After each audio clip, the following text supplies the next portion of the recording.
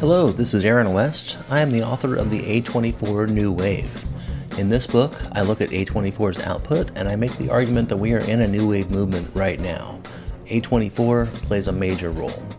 This book has a supplemental podcast where each episode is a brief conversation about an A24 related topic, whether an actor, director, or even a genre. As I continue research for the book and conduct interviews, I expect to record podcast episodes with people involved with the company. You can find the podcast at cinejourneys.com or wherever you find podcasts, and we are proud to be members of the Someone's Favorite Productions podcast network. Are you a film fan who loves the ultimate home video experience? Look no further than The Disconnected. Your host, Ryan Verrill, is your go-to source for the latest and most accurate information on home video releases, exclusive interviews with industry insiders and filmmakers, and has established a thriving community where every film and physical media enthusiast feels welcome. From hidden gems to blockbuster hits, The Disconnected brings you insider knowledge and a welcoming space to share your love of cinema. Watch every Thursday night at 9:30 Eastern, 6:30 Pacific for the live announcements show and follow The Disconnected on social media to stay updated. Subscribe to The Disconnected on YouTube or on the podcast provider of your choice and dive into a world where every movie night is an adventure.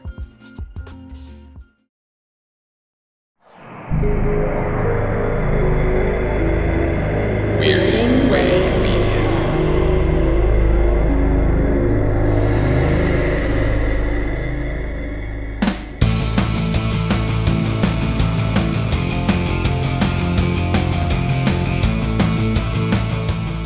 Like many of you, I've had tons and tons of albums recommended to me over the years. Some I grew to enjoy, some missed the mark.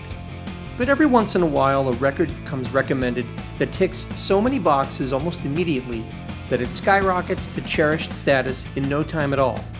It doesn't happen very often, but when it does, it's magic. I'd like to share one of these discoveries with you. Get ready, because tonight we're off to find the Wozard of Iz.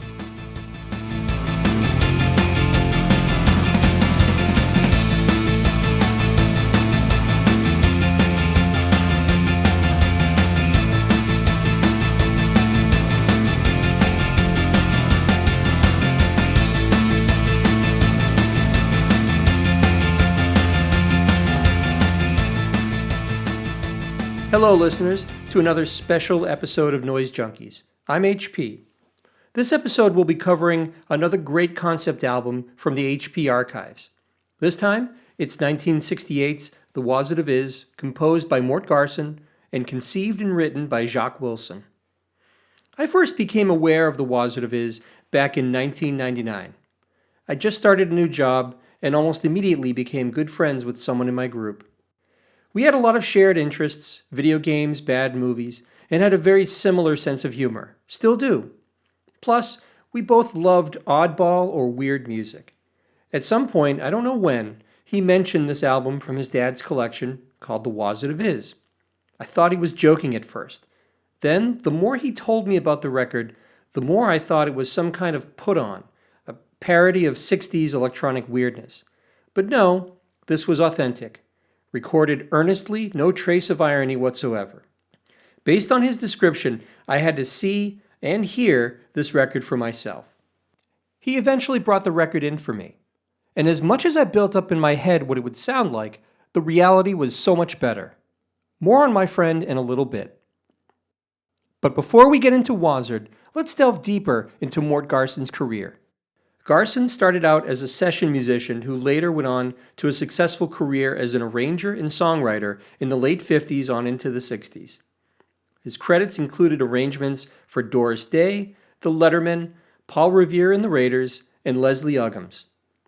In 1967, he arranged the strings on Glenn Campbell's cover of Jimmy Webb's By the Time I Get to Phoenix, which was a big hit for Campbell. By the time I get to Phoenix, she'll be rising.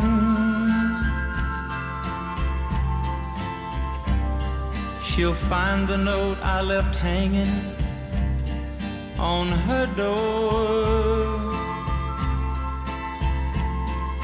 She'll laugh when she reads the part that says I'm leaving, 'cause I've left that girl so many times before.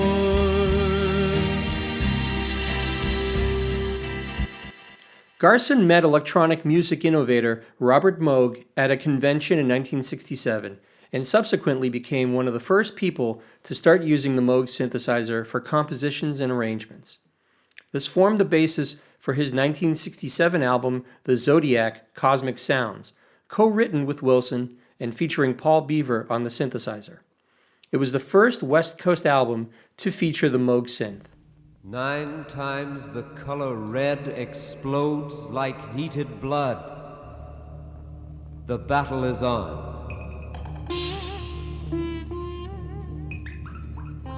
Mars, the master matchmaker, sulfurizes the sky.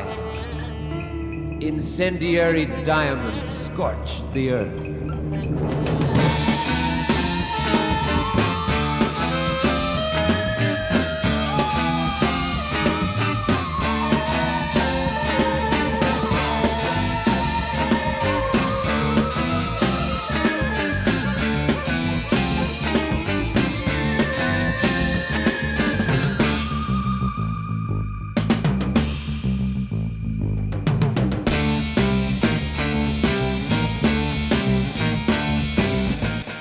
As you listen to these samples of Garson's music, bear in mind that the Moog synth was monophonic, meaning it was only capable of playing a single note at a time. The first polyphonic Moog wouldn't come out until 1975. But given Garson's background in arranging, he was savvy enough to piece each track into a cohesive piece of music. Wendy Carlos was innovating to an even greater degree with her Switched on Bach album in 1968, but that's a story for another episode.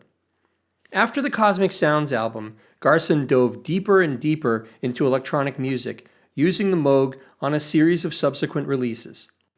1969's Electronic Hair Pieces featured covers from the hippie musical Hair performed with the synthesizer.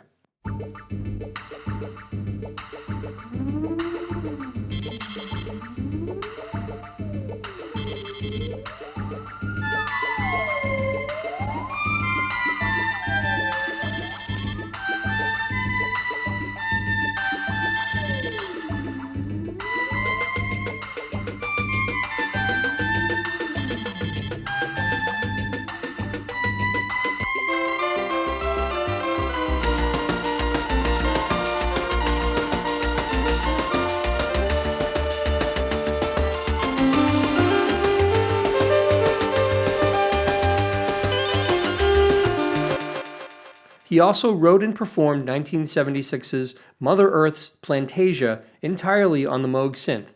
This was an album based around the pseudoscience that plants could respond to and appreciate music played to them.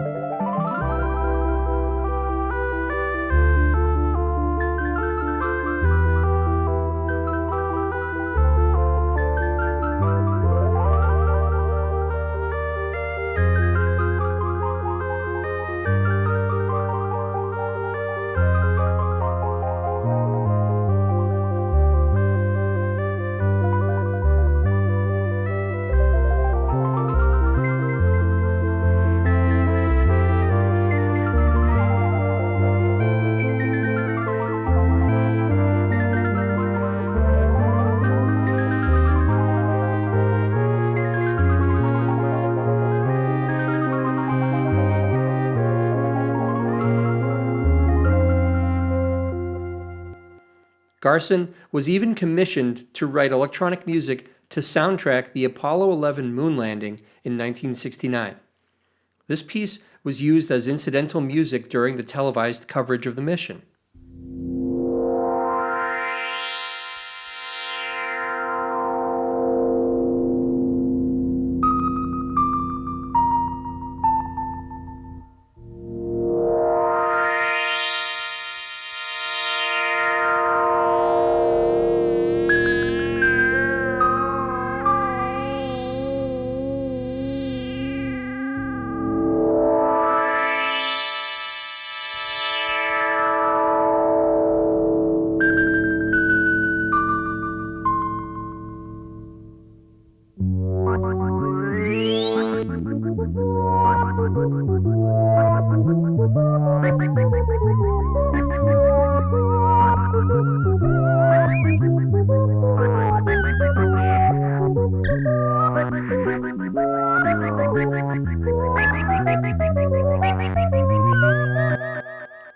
The Wozard album cover art was done by Tom Wilkes, a Grammy-winning designer who was also the creative force behind the covers for such albums as George Harrison's All Things Must Pass, Neil Young's Harvest, the Rolling Stones' Beggar's Banquet, and Janis Joplin's Pearl.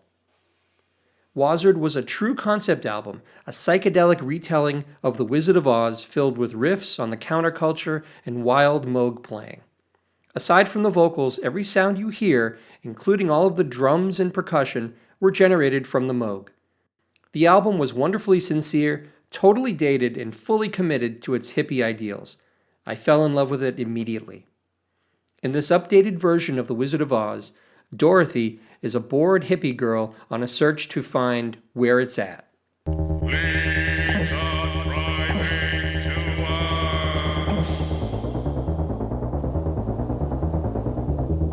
I'm out of the coffin. I'm out of the box. Canvas City isn't where it's at. It's a place where people throw rocks at dreams. And the dream shouldn't be stoned. Only the dreamer.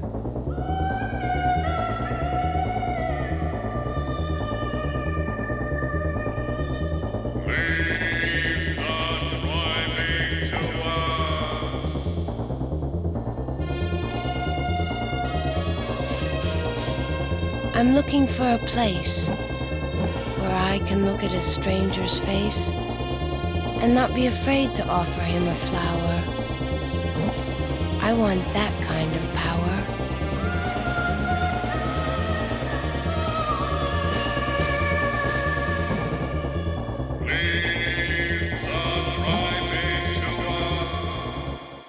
Susie Jane Hokum, a sometime collaborator of singer-songwriter Lee Hazelwood, played the role of Dorothy. In later years, there was a myth surrounding her on this album that she was actually Nancy Sinatra using a pseudonym, but that was later debunked. Instead of following the yellow brick road, Dorothy follows the yellow-green road.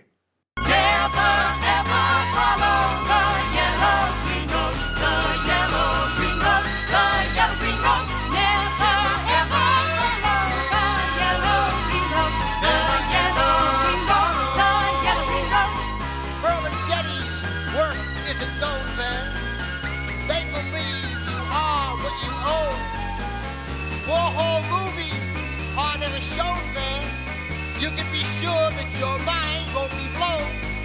Never ever follow the yellow green road, the yellow green road, the yellow green road. Never ever follow the yellow green road, the yellow green road, the yellow green road. They wear collars, starchy and white there. Everybody's way uptight.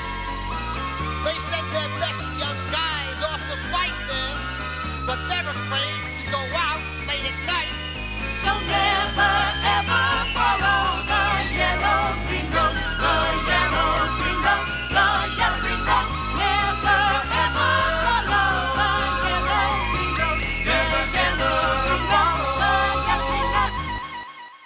The Scarecrow is called the Scared Crow, who is so obsessed with money and material possessions that he fears he can no longer think. Help me, please. I can't move.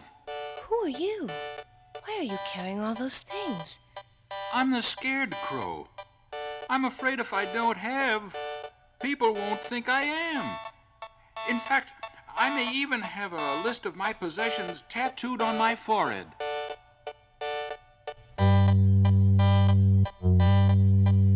Thing-a-ling, thing-a-ling. Hear that old cash register ring. Thing-a-ling, thing-a-ling. See the nice goodies that I bring.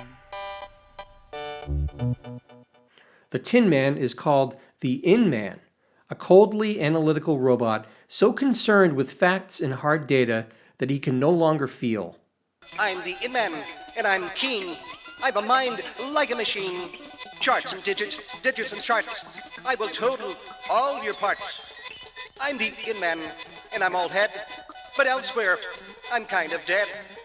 Graphs and data, data and graphs. I get answers, but no laughs. I'm the in-man, I define. I deduce, then I design.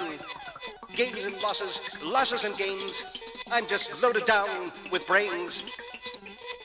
I'm the in-man, number 1358760235795256903. Boy, do I have your number. The Cowardly Lion is known as the Lion Coward, a blowhard who spouts rhetoric to the masses that even he knows is bullshit. Glory, glory, glory, glory to my splendid oratory. Jibber, jabber, jibber, jabber. Every word I say is a grabber.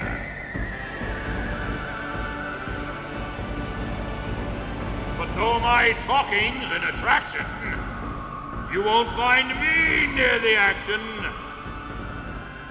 Though I'm listened to and trusted, those who listen all get busted. Fun fact, actor Barney Phillips played both the Scarecrow and the Lion Coward. He acted in movies and TV throughout the 50s, 60s, and 70s, most notably appearing in the Twilight Zone episode, Will the Real Martian Please Stand Up? He famously played a short-order cook who, spoiler alert, is revealed at the end of the episode to be a three-eyed alien from Venus in disguise. The image of Phillips lifting his hat to reveal the third eye was an iconic image from the series.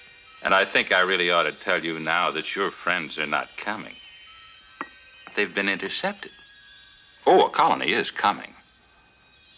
But it's from Venus.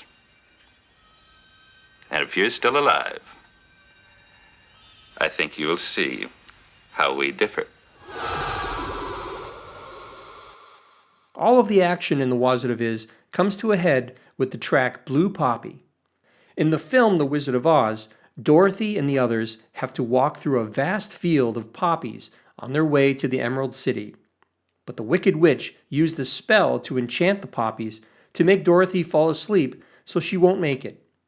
The song Blue Poppy is an abstract spin on this scene, a freak-out of the highest order. It's half instrumental and half wild Jacques Wilson ranting. Open the door for the Princess Coyote. If the rock is me, who am I if I am the rock?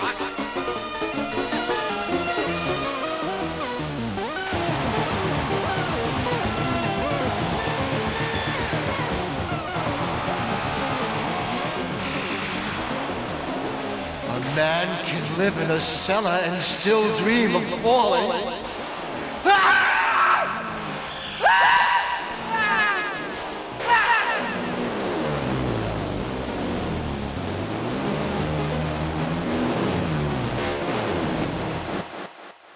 Another highlight of the album is the song I've Been Over the Rainbow, a ballad sung by Dorothy in which she reflects on the banality and uncertainty of life that she glimpses behind the rainbow in colorful psychedelic trappings.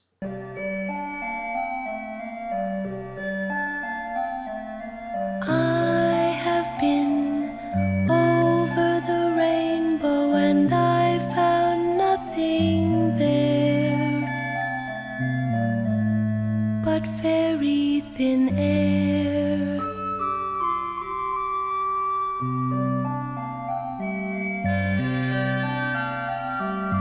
I have looked under my shadow and seen a silver light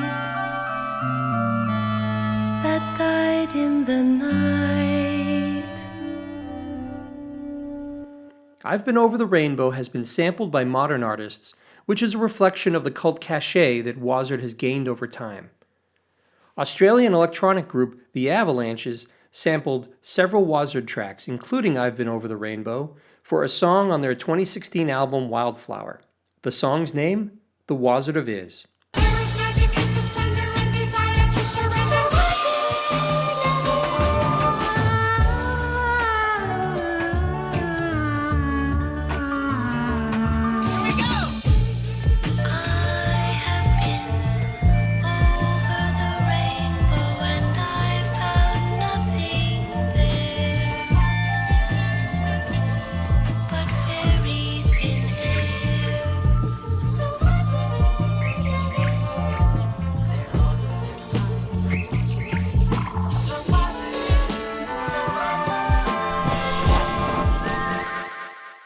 So no discussion of the Wozard would be complete if I didn't bring up the man who introduced me to the Wozard so many years ago. He's here. He's straight from Upset Strip. It's my friend Chris. Chris, how are you this evening? Ooh, pretty good. A little upset, but comes with a strip. You're high on Big Sur this evening? Yes. Just to back up, you and I started at a company in late 98, really early 99, and you'd already been there. You had been there for what, in about a year before I started, or a few months? That summer. So Okay. maybe 6 months. We obviously became really good friends really quickly. We were in the tech support group together. Yep. A bunch of us were there learning the ins and outs of the product, and that's where I met Chris. Let's talk about Wozard specifically. Now, I want to know a little bit about your history with the album. When's the first time you learned about the album? This was your dad's album originally, right? My dad was in the service during, late 60s, very early 70s. He might have been out by then. He served, but he wasn't in Vietnam. He was in Europe. He was a Russian linguist, whatever you want to call it. He listened to spy transmissions in Germany. So the good side, the west side. Records were cool, vinyl. He was hip. He was in his 20s. He was groovy. He went to the store and people were talking about this Moog synthesizer music and all this far out groovy stuff. And they're like, oh, Wozard Of Iz. So he bought this album not knowing what it was. And he listened to it and he's like, sucks. He hated it. He was a classic rock guy. Three Dog Night, The Kinks, The Beatles, Zeppelin, Blood, Sweat, and Tears. We're going to name off, these are all albums I eventually not inherited, but he gave them to me.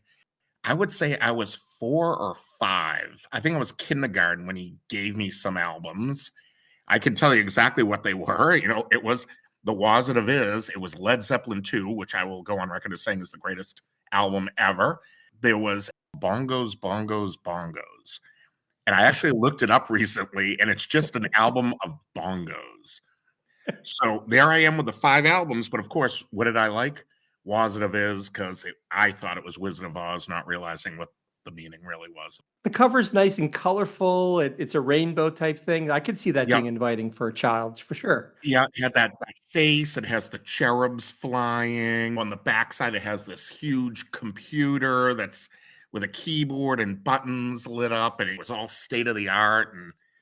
And I was like mesmerized by it and the music. So, was this an album that you went back to over the ensuing years as you got older? Did you find yourself returning to it? So I remember having a little turntable, a little record player that would fold up and snap and turn into a suitcase, and had a handle and you could carry it around. You'd lock up the arm and the needle so it wouldn't get destroyed.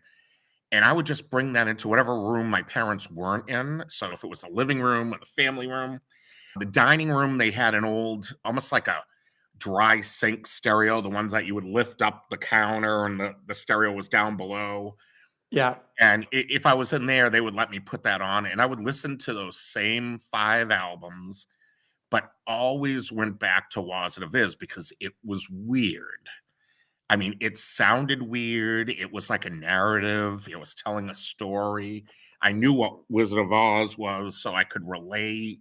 It's psychedelic to its core. There's veiled and not so veiled drug references all over it. I can only imagine what this would do to an impressionable child. Totally innocent on that one.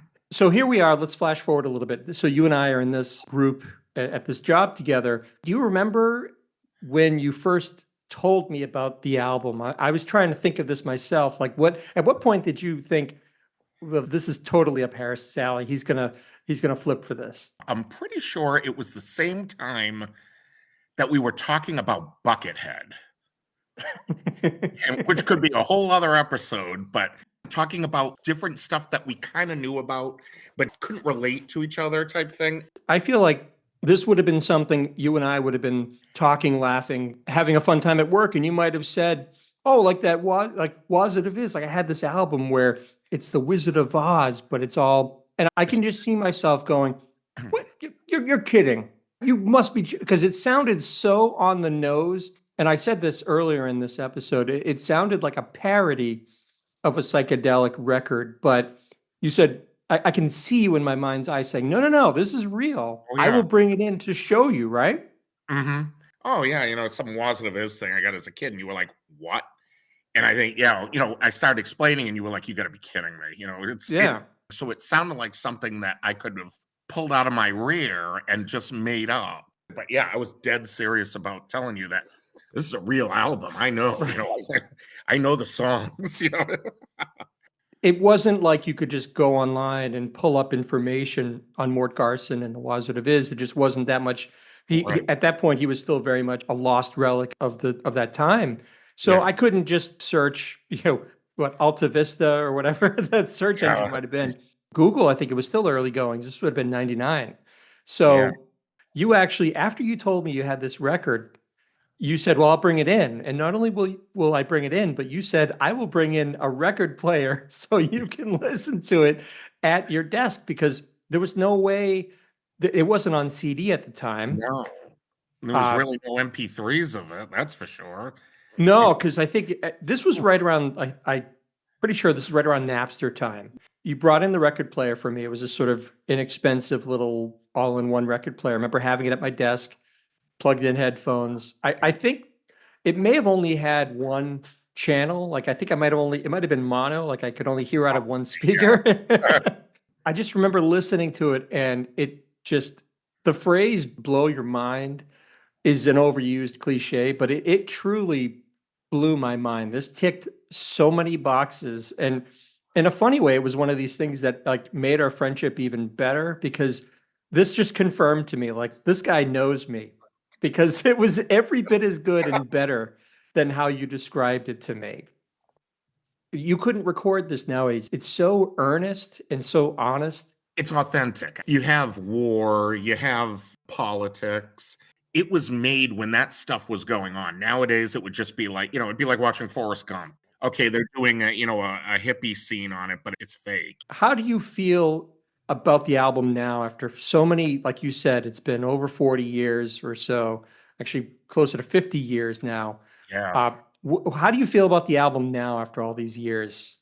I appreciate it in a different way. Now I appreciate what they were trying to relay as a message, as opposed to it being, like thinking it's a kid's album, which we know is not a kid's album. It was a good time with music. I mean, was there better music to listen to? Probably, but I'm listening to Wozard Of Iz and Bongos, Bongos, Bongos. So, Well, that might be the next podcast. I don't think I've ever actually asked you this, but I'm really curious. What's your favorite song on the Wozard Of Iz, and why? I think I know the answer, but I want to hear what you say. It has to be Upset Strip. And it's the beat in the background. I think take out the vocals, which are hilarious anyways. But if I was like a famous recording artist, I'd be sampling that background beat on Upset Strip. Free press, get your free press. Hey, get your free press. Free press. Get your sound from underground. Free press. Get your free press. Get the word, get the straight word.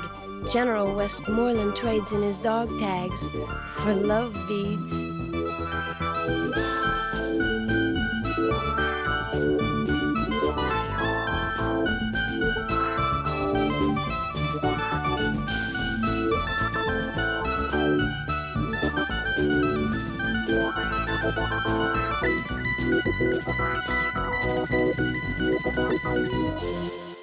It just has that groovy, bassy sound to it. So I would have to say, yeah, Upset Strip has always been my favorite. See, I thought you were going to say Big Sur. That was a work haha one that we would crack up on. But yeah, that one was, that's, you get out your cigarette lighter at a concert and, you're going to wave the arm and, and everyone is high on Big Sur. Listen, Sandbird, I will teach you a song I learned. Listen, Sandbird, I will teach you a song I learned. I will teach you a song I learned while high on Big Sur. High on Big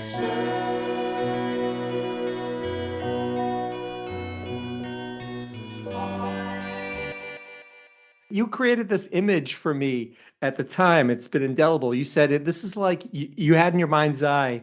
It's the recording studio, and there's a guy there with like a beard or a Van Dyke, love beads, sunglasses, listening to somebody sing, and they're like, "Yeah, baby, yeah, give it to me." That to me is like the essence of those songs. He's got the slip-on boots with the bell bottoms, he's like groovy, he's got the rose-colored round glasses and everything. Johnny Bravo type stuff, That's what I was gonna say. It's like the guy in the Brady Bunch episode who wanted to record Greg as Johnny Bravo. Yep. You fit the suit, man. That guy, That's right? exactly what they're doing in this recording studio, Yeah. Hit it, man, Big Sur, For me, my favorite, I would say I've been over the rainbow. I know it's a pretty safe pick, but I love the keyboard in it, and I love the fact that so many contemporary artists have sampled it. I can think of at least 3 or 4 different techno and electronic artists that have sampled directly from that. I referenced one in this podcast as well, or I will.